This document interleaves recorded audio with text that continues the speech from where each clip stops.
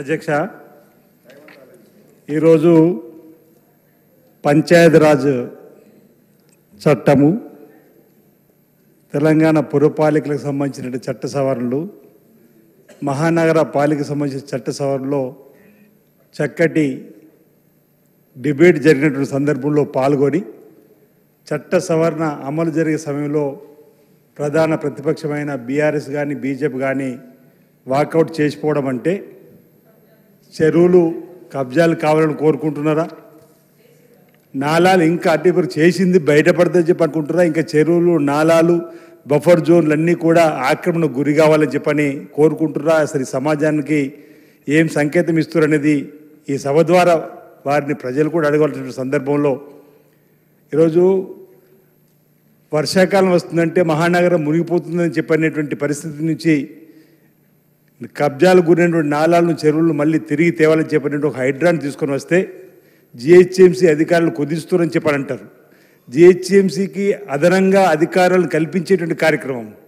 మన ఒక police station ఉంటే, ఒక ఎస్పీ కార్యాలయం ఉంటే, ట్రాన్స్కోకు ఒక పోలీస్ అధికారిని పెట్టుకుంటున్నాం. దొంగతనాలు చేసినటువంటి వారికి కూడా ఒక పోలీస్ సిసిఎస్ ఒక పోలీస్ స్టేషన్ ఉంటుంది, మహిళా పోలీస్ స్టేషన్, ట్రాఫిక్ పోలీస్, అట్లా ఆ విధంగా ఏ విధంగానైతే మనం భద్రతలో ఈ వివిధ రకాలుగా మనం ఆలోచన చేసి కార్యక్రమాలు నిర్వహిస్తున్నాం. అందులో భాగంగా ఇక్కడ మహానగరమైనటువంటి దానిలో జిహెచ్ఎంసీ తోడుగా హైడ్రాను గౌరవ ముఖ్యమంత్రి రేవంత్ రెడ్డి గారు తీసుకొచ్చి దాన్ని చట్ట సవరణలో ముందుకు తీసుకొని వస్తే వాళ్ళు దీన్ని వ్యతిరేకించడం తప్పుపడుతూ ఈరోజు పేదలకు ఏ ఇబ్బంది కలగకుండా కూడా చేసే కార్యక్రమం చేస్తున్న ప్రభుత్వం వైపు చెప్తున్నప్పుడు కూడా పరిపాలన సౌలభ్యంలో భాగంగా అనేక మున్సిపాలిటీలు ఏర్పాటు చేస్తూ కూడా తట్టుకోలేక మరి ప్రతిపక్షాలకు సంబంధించిన వాళ్ళు గింజుకునే విధంగా మాట్లాడడం సరికాదు. నేను సందర్భంగా ఒక విషయాన్ని గుర్తు చేసుకున్నా.